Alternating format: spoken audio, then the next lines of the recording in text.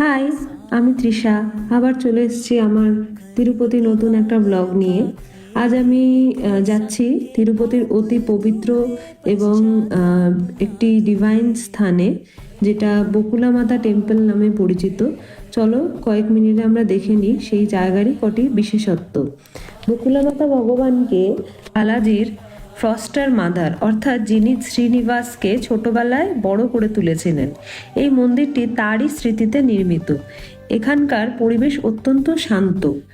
মন্দিরের আর্কিটেকচার খুবই ট্রেডিশনাল এবং সাউথ ইন্ডিয়ান স্টাইলে তৈরি। গর্ভগৃহে প্রবেশ করলেই একটি ডিভাইন শান্তি অনুভব করবেন আপনারা।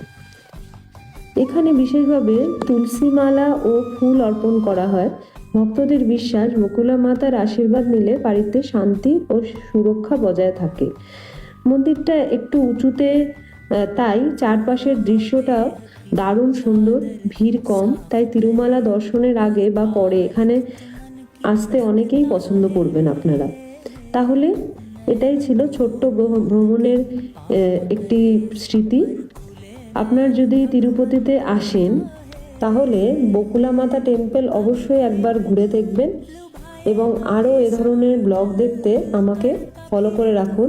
এখন এইটুকুই, বাই, দেখাচ্ছে পরে।